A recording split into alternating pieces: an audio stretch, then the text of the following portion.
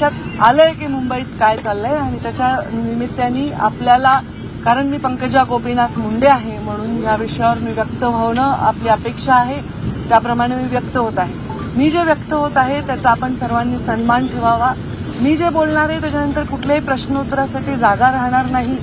हा विषय अत्यंत ह्युमन विषय आहे, माणुसकीच्या दृष्टीने महत्वाचा विषय आहे. मला आपण प्रश्न विचारणार आहात त्यापूर्वी मी हे सांगते की काही व्हिडिओ सोशल मीडियावर व्हायरल झाले संतोष देशमुखांना मारण्याच्या संदर्भातले. मला त्याच्याविषयीची माहिती नाही, पण इंस्टाग्रामवर मी फक्त एक पोस्ट पाहिली. ते व्हिडिओ उघडायची किंवा बघायची माझी हिंमत देखील झाली नाही, कारण ज्यांनी त्यांना एवढ्या अमानुषपणे मारलंय आणि एवढ्या अमानुषपणे मारून त्याचा व्हिडिओ केलाय, त्यांच्यामध्ये जेवढी निर्मनुष्यता आहे किंवा ह्या व्हिडिओचा काहीतरी आपल्याला वापर करायचा असा काहीतरी कोणीतरी प्रयत्न करत असेल, त्याच्यामध्ये पण जी निर्मनुष्यता आहे ती माझ्यामध्ये नाही. ते बघण्याची माझी हिंमत नाही. संतोष देशमुखांच्या हत्येनंतर मी पहिल्यांदा मुख्यमंत्री महोदयांना पत्र दिलं होतं आणि 12 डिसेंबरला मी याच्यावर संपूर्ण भाषण माझं आपण पहा ऑनलाईन आहे, मी व्यक्त झालेली आहे.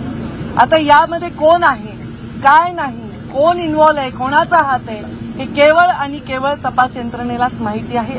त्यामध्ये कुठलाही हस्तक्षेप मी करण्याचं कारण नाही. एवढं मात्र नक्की सांगते की ज्या मुलांनी ही हत्या केलेली आहे त्या मुलांच्या मुळे समस्त राज्यातील समाज, ज्यांचा काहीही दोष नाही, तो सुद्धा मान खाली घालून गंभीरपणे वावरत आहे. खरं तर त्या समाजाची जी मुलं आणि ज्याची हत्या झाली त्याची एवढी निर्घृण हत्या झाली, त्यामुळे तो समाज एका आक्रोशात वावरत आहे. खरं तर समाज आणि जात याच्यावर बोलायची गरज नाही, पण आता परिस्थितीच अशी आहे. प्रत्येक गोष्ट जातीवर जाते. गुन्हेगाराला कुठलीही जात नसते, अमानुषपणे कोणाला निर्दयीपणे संपवणाऱ्याला कुठलीही जात नसते आणि त्याच्यावर एक निर्णय त्याला सुद्धा जात नसली पाहिजे. जेव्हा या खुर्चीवर आम्ही बसलो, मी बसले, तेव्हा मी एक शपथ घेतलेली आहे, आमदारकीची शपथ घेतलेली आहे. कुठलाही ममत्व भाव न बाळगता, कोणाविषयी कसलाही आकस किंवा द्वेष न बाळगता काम करायला पाहिजे, यावर मी ठाम आहे.